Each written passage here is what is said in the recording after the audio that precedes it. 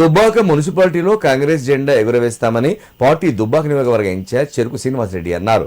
కాంగ్రెస్ పార్టీతోనే అభివృద్ధి సాధ్యమని ప్రజలు విశ్వసిస్తున్నారన్నారు.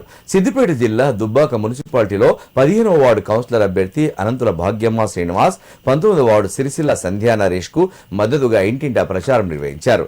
ఈ సందర్భంగా ఆయన మాట్లాడారు.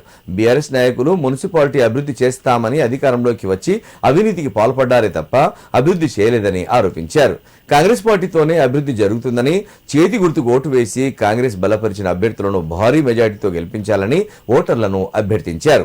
కార్యక్రమంలో కాంగ్రెస్ నాయకులు ఆకుల భరత్, చంద్రారెడ్డి, కిష్టయ్య, కాంగ్రెస్ నాయకులు, కార్యకర్తలు, మహిళలు పెద్ద ఎత్తున పాల్గొన్నారు.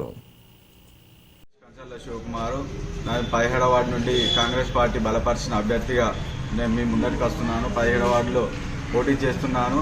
గతంలో కూడా జర్నలిస్ట్గా పనిచేసి 9 సంవత్సరాల అనుభవం ఉన్నది. జర్నలిస్ట్గా పనిచేశాను. ఇప్పుడు నాకు కాంగ్రెస్ పార్టీ అవకాశం ఇచ్చింది. 17వ వార్డులో అభివృద్ధి శూన్యం ఉంది కాబట్టి మన ఇప్పుడు అవి డ్రైనేజీలు కానీ ఏవైనా కానీ ఇవి ఉన్నాయి, చేసుకునే వర్కులు కానీ అవన్నీ త్వరలో ఎలక్షన్ కోడ్లో చెప్పకూడదు. త్వరలో అన్ని సమస్యలను కరోనా టైంలో కూడా నేను ముందటుండి ధైర్యవంతునిగా ధైర్యం వచ్చి ముందటుండి శానిటేషన్ కానీ బియ్యం కానీ అన్ని పంపిణీ చేశాను. ఇక ముందు కూడా ముందటుండి 24 గంటలను ప్రజలకు సేవ చేయడానికి ముందరికి వస్తున్నాను. కాంగ్రెస్ పార్టీ సీరియల్ నెంబర్ 2 చేగుర్తు పైన ఓటేసి నన్ను భారీ మెజార్టీతో గెలిపించగలరని కోరుకుంటున్నాను. అలాగే పైసలు పంపిణీ ఇట్లా చేస్తే తీసుకోండి, ధనవంతులు పైసలు వచ్చేటి మనయే.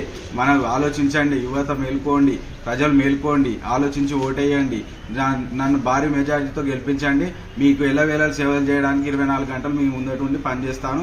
24 గంటలు మా ఇంటి డోరు తెరిచే ఉంటాయి, రావచ్చు అందరూ వచ్చి పని చేయించుకోవడానికి. మీరు సిద్ధంగా ఉండండి, నేను కూడా పని చేయడానికి మీకు 24 గంటలు అందుబాటులో ఉండి మీకోసమే దిగాను, మీకోసం వస్తున్నాను, మీకోసం పని చేయడానికి సిద్ధంగా ఉన్నాను.